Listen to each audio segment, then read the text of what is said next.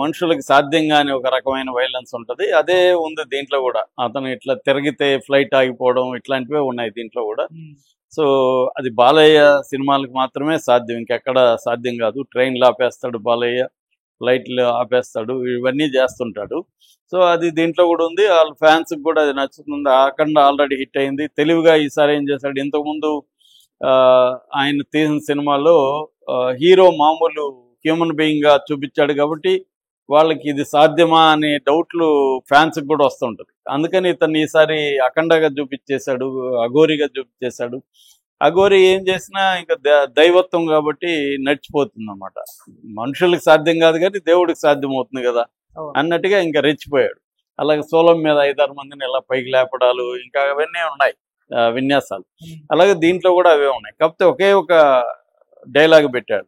అదేంటంటే ఎవరినో అది కావాలనే ఉన్నట్టుంది, అక్కడేం వాడు సౌండ్ చేసినట్టుగా కూడా ఏం లేదు, కావాలనే డైలాగ్ పెట్టినట్టే ఉంది క్లియర్గా. అదేంటంటే సౌండ్ కంట్రోల్లో పెట్టుకో, ఏ సౌండ్కు నవ్వుతానో ఏ సౌండ్కు నరుకుతానో నాకే తెలీదు కొడక అని. కొడక కూడా మళ్ళీ యాడ్ చేశాడు. దాని తర్వాత గ్యాప్ ఇచ్చి ఊహకు కూడా అందదు అని. అంటే జగన్ని నువ్వు సౌండ్ చేయొద్దురా, సౌండ్ చేస్తే నిన్ను నరుకుతాను అని వార్నింగ్ ఇచ్చినట్టుగా బాలయ్య అభిమానులు దీన్ని ప్రచారం చేసుకుంటూ ఉన్నారు. బాలయ్య కూడా మరి అది ఉద్దేశం ఉందా, ఎందుకంటే ఈ కాంటెక్స్లో ఇది ఇప్పుడు ఎందుకు వదిలారు? మామూలుగా అయితే December 5వ తేదీ రిలీజ్ ఉంది, ఇంకా టైం ఉంది. దాంట్లో ఈ బిట్టి చేసి ఒకే ఒక డైలాగ్ పెట్టి ఆ డైలాగ్ జగన్కి కనెక్ట్ అయ్యే విధంగా పెట్టారు.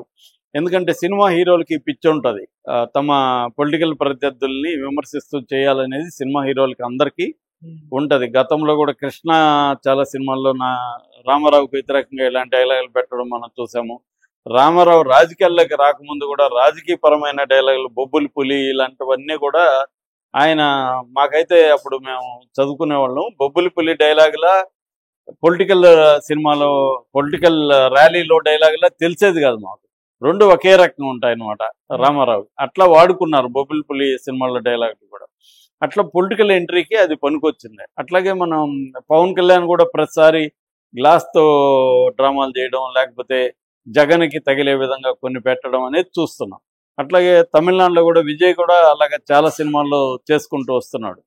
అంటే ఇవి తమ పొలిటికల్గా వీళ్ళకి కూడా ఇంట్రెస్ట్ ఉన్నప్పుడు, లేదా వీళ్ళు పాలిటిక్స్లో ఉన్నప్పుడు ప్రత్యర్థుల్ని ఇబ్బంది పెట్టే విధంగా సినిమా డైలాగులు పెట్టడం, ట్రైలర్లో వాటిని కావాలని ఉంచడం, ఈ ప్లాన్ అంతా జరుగుతుంటుంది.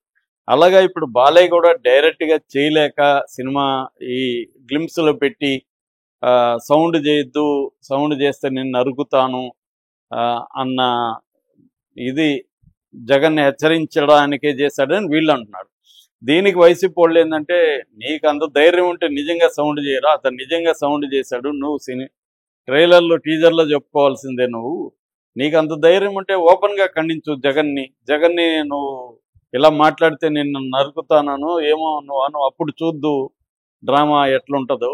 అంతేగాని నువ్వు సినిమాలో పోయి ట్రైజర్లో పోయి ఎవరినో తిట్టినట్టుగా, మామూలుగా చేతగాని వాళ్ళే కాకిని పిల్లిని చూపించి తిడతా ఉంటారు, నువ్వు కూడా అలాగే ఉంది నీ కథ. నీకు దమ్ము ధైర్యం ఉంటే నువ్వు డైరెక్ట్గా జగన్నాను, ఆ జగన్ని డైరెక్ట్గా అనే దమ్ము ధైర్యం లేక ఎవరినో తిట్టినట్టుగా చూపించి సౌండ్ చేయకు, నేను ఎప్పుడు నవ్వుతానో ఎప్పుడు నరుకుతాను నాకే తెలియదని పెట్టుకోవడం అనేది కామెడీగా ఉంది మాకందరికీ. నీ సినిమాలే కామెడీ సినిమాలు అని వాళ్ళు చేస్తున్నారు. ఇది మామూలుగా ఉండేది. ఇంకా ఇప్పటి నుంచి అఖండాకి ఇవన్నీ జరుగుతుంటాయి. ఇంకా రిలీజ్ అయితే ఇంకా చాలా డైలాగులు కూడా పెట్టే అవకాశం ఉంది అఖండాలో.